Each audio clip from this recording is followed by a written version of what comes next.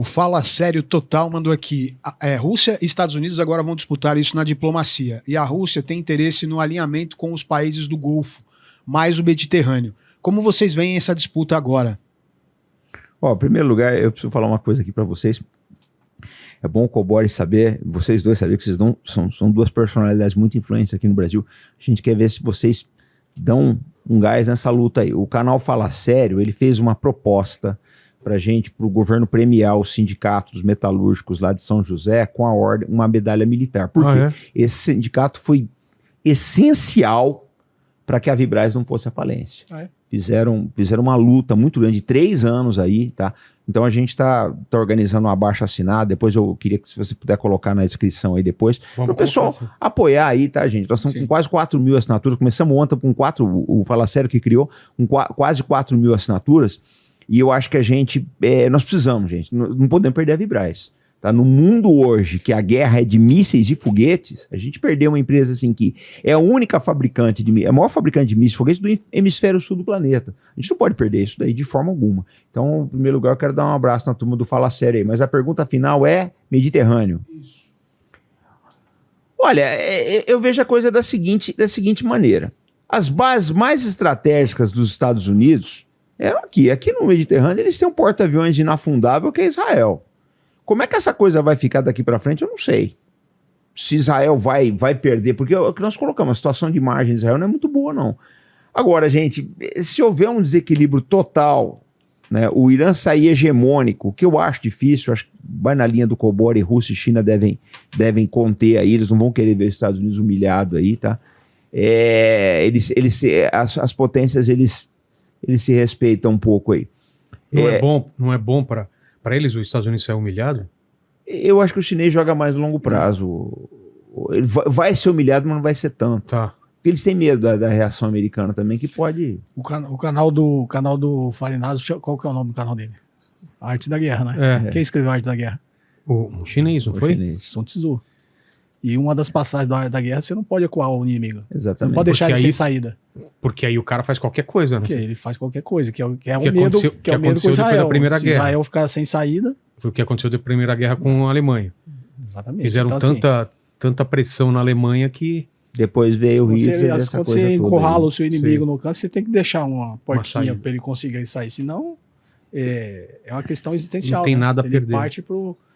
Então, acho que a China e a Rússia têm essa visão. Mas acho que a pergunta dele era mais no... porque é o seguinte, as 6 monarquias do Golfo, elas... o que vai ficar claro depois da guerra é que os Estados Unidos não é capaz de proteger eles, cara. Sim, já ficou, né? E aí não existe vácuo de poder. Acho que a dúvida do Fala Sério é: a China e a Rússia vai ser agora a potência que vai proteger essa região? Ou será Israel? Porque, na verdade, Israel tem esse desejo, né? De se tornar a hegemonia no Oriente Médio.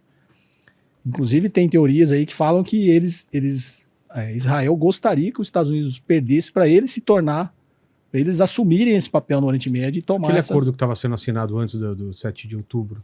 De Abrão.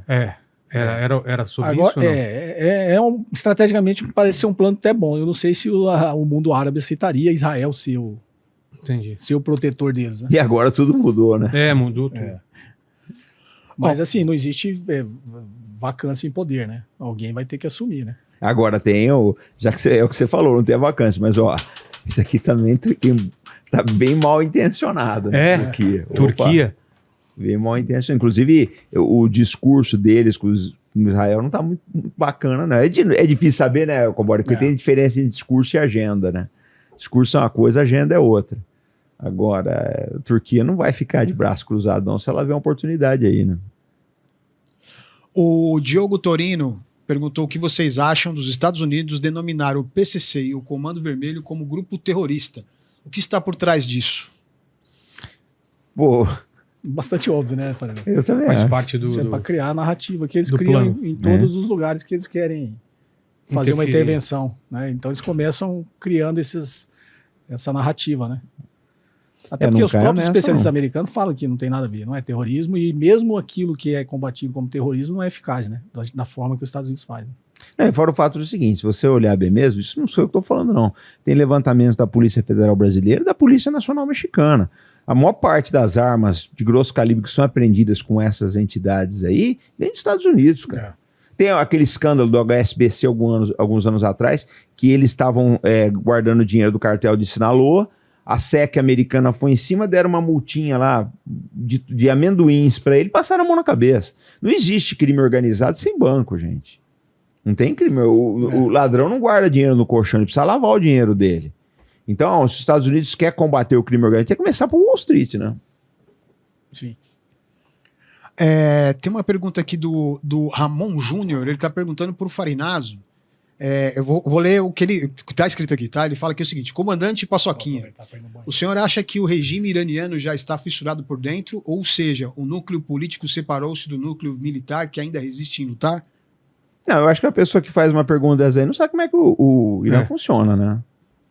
Não sabe como é que o Irã funciona. Porque o que acontece é o seguinte, gente. Primeiro que o Irã não é um estado monolítico. Outra coisa também que não é uma ditadura como o pessoal acha, que a turma vota lá. É uma verdade, a turma vota. A diferença do Irã é que eles não têm a máquina de propaganda que tem no Brasil. Não tem E outra coisa também, você não vai pegar certas figurinhas que a gente vê na política brasileira e vão ascender no poder dentro do Irã. Não vão. Porque uma assembleia de especialistas vai barrar essas figuras que só estão aí para atrapalhar na política. Então achar que o Irã é a bagunça que é no Brasil, não é, pessoal. Uma coisa completamente diferente. O pessoal achar o Khamenei era o ditador, não era. O Khamenei era muito mais uma entidade simbólica, como se fosse um papa aí dos xiitas, do que um dirigente político. Né? E outra coisa, se havia uma divisão no Irã, e não havia uma divisão, havia uma insatisfação em função de uma situação econômica ruim criada por pressões norte-americanas. Isso havia. Isso acabou agora com esses ataques americanos. Acabou, gente. Essa gente foi atacada duas vezes, três. Uma com a derrubada do Mossadegh em 53, depois com o ataque do Saddam, que foi devastador em 1980, e agora de novo. Esse pessoal já entendeu qual é dos Estados Unidos. Ele já entendeu que o negócio é predação. Então, tinha uma insatisfação na sociedade iraniana que agora está todo mundo unido em torno da sobrevivência do país. Né? Então não adianta achar. O problema todo é que a turma não sabe o que é o Irã. Não sabe o que é. Não sabe o que é o Irã, não sabe o que é a China, não sabe o que é a Rússia. O cara acha que é monstro. Não, na verdade, cara, quem tá vivendo mal mesmo é você. Mesmo Turquia, eu tive lá, cara. Turquia é muito diferente de tudo que você vê, né? Porque lá tem o islamismo, mas ao mesmo tempo é mais aberto. Você vê gente com todo tipo de roupa, mas ao mesmo tempo você ouve as orações. Então, o que a Turquia é atualmente? Então é complicado pra gente entender. Pra né? quem não sabe, Istambul era Constantinopla. Exato. Né? Foi a maior cidade do mundo. Pois é. O centro de tudo. E que cidade, viu, cara? Vilela, olha, eu tava com uns policiais chineses, foi em novembro do ano passado, em um congresso que teve lá em Aracaju, organizado pela DEPO. Quero mandar um abraço ao Dr. Rodolfo Laterza. E a gente saiu para jantar com umas autoridades policiais da China. Vamos jantar lá em Aracaju. E assim, não entra na cabeça deles. A China tem 2 milhões de policiais. O que você menos vê na China é polícia. Policial é que nem a gente tem na rua. Policial você tem... Sim, mas você não vê o policial na rua. Onde eles estão? Não, você não vê. Não é ostensivo, você fala. Não é ostensivo. Eu vi uma vez em Xangai, eu vi uma cabine policial muito bem iluminada, muito bem montada, né? E aí você até vê, mas é raro. A não ser local turístico, você vê policial com arma antidrone. Você vê. Mas por que você quase não tem esse policiamento ostensivo? Porque a cidade é toda vigiada por câmeras e não existe, cara. É inimaginável essa violência como nós temos aqui. Então, esse país Irã, eu falo sempre Irã, Rússia, China, eles arrumaram um jeito de viver bem. Eles estão vivendo bem. Eu falo sempre, eu acho engraçado a extrema-direita brasileira, ela não consegue resolver o problema do bairro dela e ela acha que ela vai resolver o problema do Irã. Ela não consegue resolver o problema do bairro dela. É uma verdade. Não consegue resolver o problema de roubo de telefone na rua dele. Ele acha que ele vai dar jeito no Irã. Boa sorte. Pois é. Agora, se vocês quiserem, aconselho inclusive o autor da pergunta, vão estudar o Irã, gente. Vão estudar o Irã. Tem algum livro bom, cara, para entender o Irã? Aquela coleção Os Iranianos é boa, né?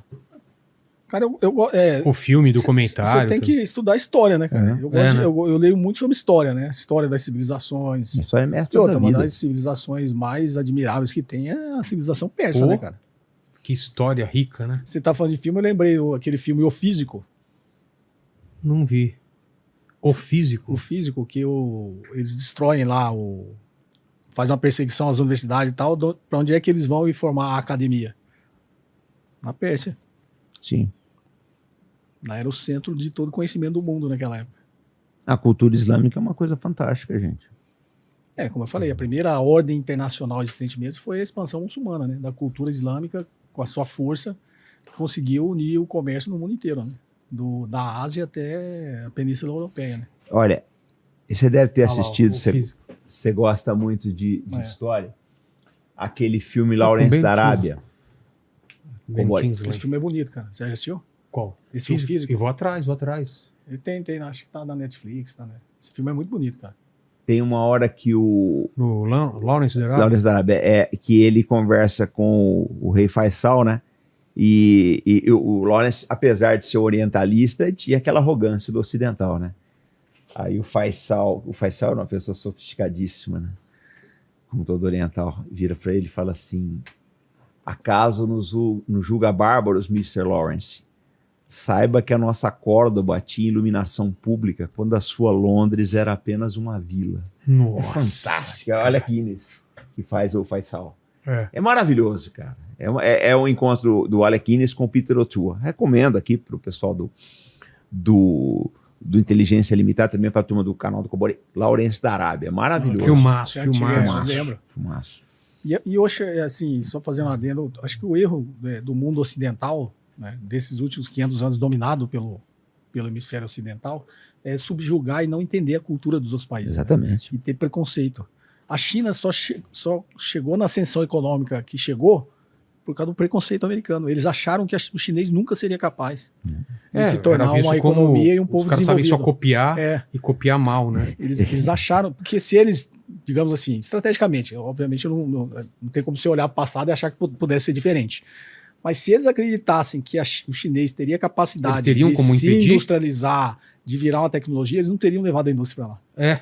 Mas você conhece aquela piada da ONU, né? Da pesquisa da ONU. Qual? Você não conhece, não? Não. Então é o seguinte, fizeram uma pesquisa entre os países do mundo, a pesquisa era assim: